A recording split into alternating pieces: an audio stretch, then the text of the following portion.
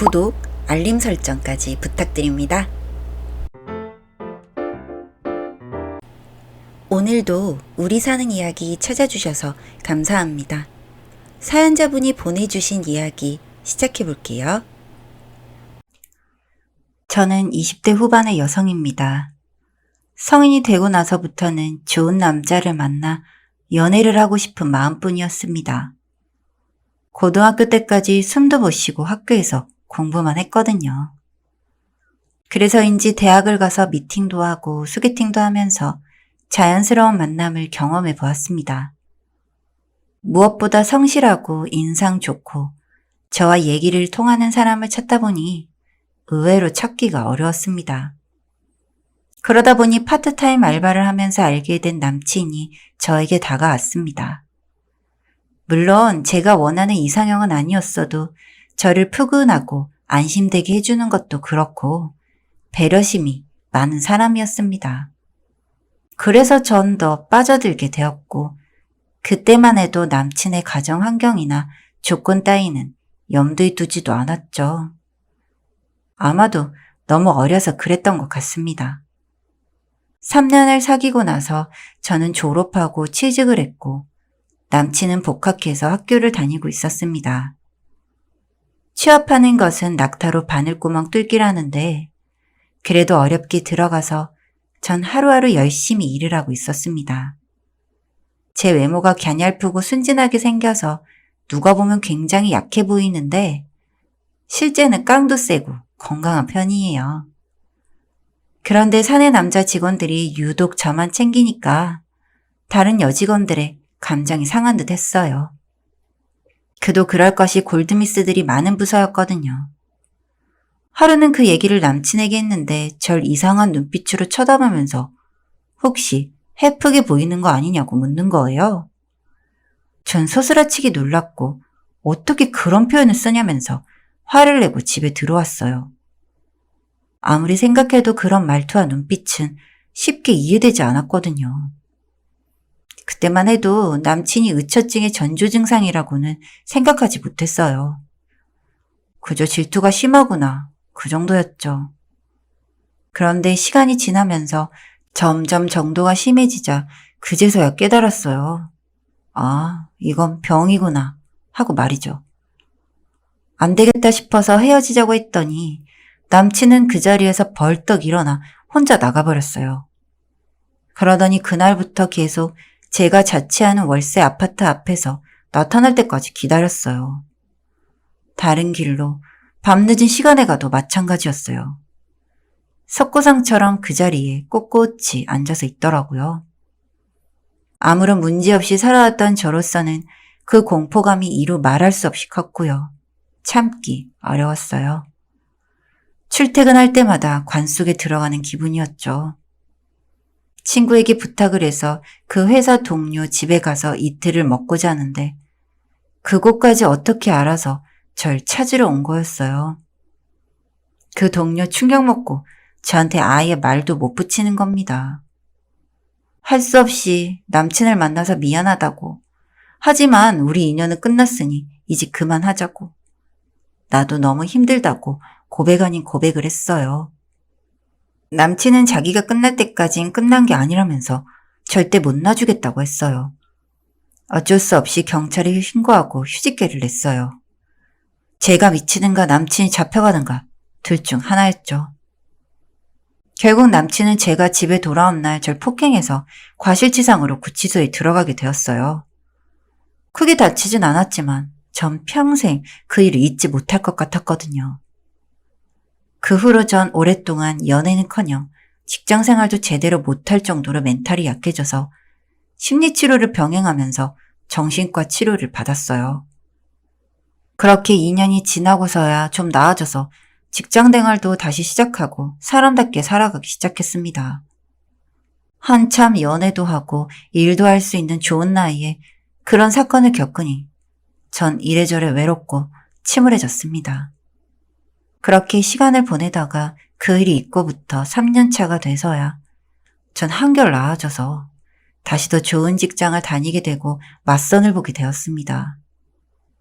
제가 결혼 조건을 보는 기준에서 평균에 가까운 자리였기에 이런저런 기회가 많기는 했습니다만 그래도 한 번 크게 되었기 때문에 어떻게든 성격을 더 많이 보게 되었죠.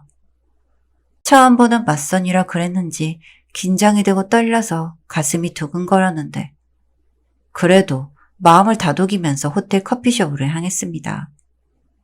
약속한 자리에는 키도 크고 훤칠한 남자가 앉아 있었습니다.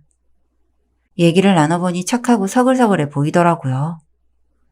보이는 게 다가 아닌 거라는 것을 누구보다 잘 알고 있었기 때문에 일단은 편하게 대화를 나누었습니다. 직업도 안정적이었고 전 무엇보다 저를 배려하는 마음이 진심으로 느껴져서 좋았습니다. 그렇게 연애로 반년을 보내고 난 후 양가 가족 상견례를 하기로 했습니다. 약혼식은 아니었지만 단정한 드레스풍 정장을 입고 나갔고 최대한 성의 있는 만남을 위해 헤어샵에서 메이크업도 받고 나갔습니다. 저희는 4명, 그쪽도 4명이라고 했습니다. 룸에서 기다리고 있는데 동생이 조금 늦는다면서 기다려달라고 해서 주문을 넣고 저희는 먹고 있는데 땀을 흘리면서 들어선 남자는 바로 제가 헤어진 그 남친이었습니다. 전 너무 큰 충격에 그 자리에서 주저앉고 말았습니다. 성은 같았어도 이름이 전혀 달랐는데 알고 보니 배다른 동생이라는 겁니다. 믿을 수 없는 그 현장에서 전 기절할 지경이었습니다. 그도 저도 그 자리에서 아는 척은 하지 않았지만 이 결혼을 한다면 어떤 끔찍한 결과가 나올지 불을 보듯 빤했습니다. 결국 저는 파혼을 하고 말았습니다. 너무 슬프고 괴로웠지만 어쩔 도리가 없었습니다. 현 남친은 저를 놓을 수 없다고 몇 번이고 찾아왔는데 전 사실을 털어놓을 수밖에 없었습니다. 속이는 것도 정도지 이건 그냥 넘어갈 수 있는 문제가 아니었으니까요.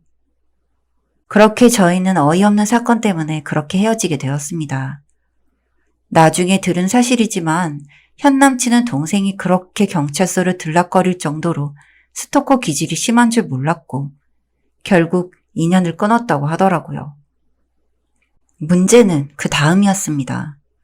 계속 저를 찾아다니느라 길을 쓰더니 결국 지방 발령으로 내려간 저를 찾아와 직장에 간 동안 제 집에 들어와 앉아서 술을 마시고 있는 모습을 발견한 저는 결국 경찰을 불렀고 현행범으로 체포되어 검찰로 넘겨졌고 재판에서 징역 5년이 나와서 교도소에서 복역 중입니다.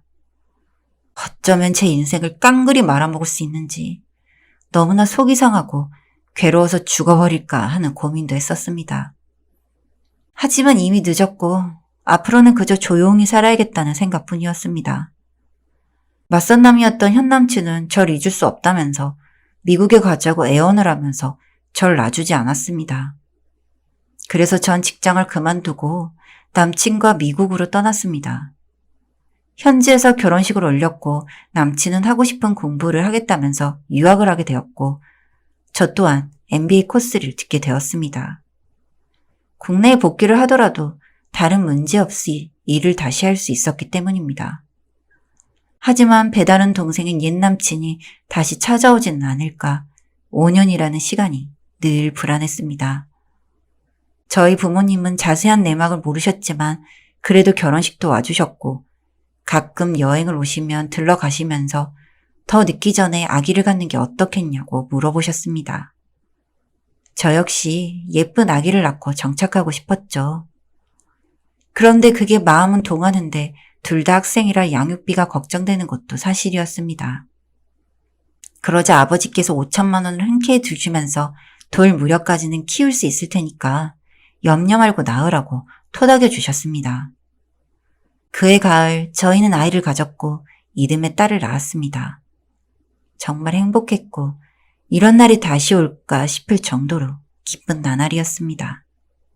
그런데 행복은 그리 오래가지 않았습니다. 딸이 3살이 될 무렵 전 남친인 남편의 배다른 동생이 출소를 했습니다. 설마 했는데 미리국을 해서 미국에서 사는 절 찾으러 온 겁니다. 남편이 학교 간 사이에 저와 제 딸을 해하려고 하는 것을 이웃집 가족들이 911에 신고를 해주어 겨우 살아났고 전 제정신으로 살 수가 없어 남편과도 별거를 하게 되었습니다. 이 모든 일들이 배다른 동생 탓이라는 것을 알게 된 남편은 다시는 감옥에서 나오지 못하게 손을 써두어 동생이 이젠 재범이기도 하고 형량이 높아져 15년형을 받고 교도소에 들어간 날 스스로 목을 매서 자살을 했습니다. 참으로 믿기 어려운 현실이었습니다. 어쩌다 이렇게까지 파국을 맞게 되었을까요? 저와 우리 가족은 이제 모든 덫에서 해방되었고 이제는 한국에 들어와 안락한 삶을 살고 있습니다. 다소 두렵고 아직은 무서운 감정이 남아있긴 하지만 저희는 그와 얽힌 모든 기억을 잊으려고 애쓰고 있습니다. 긴 글 읽어주셔서 감사드립니다. 사연은 여기까지였고요. 우리 사는 이야기 시청해주셔서 감사합니다.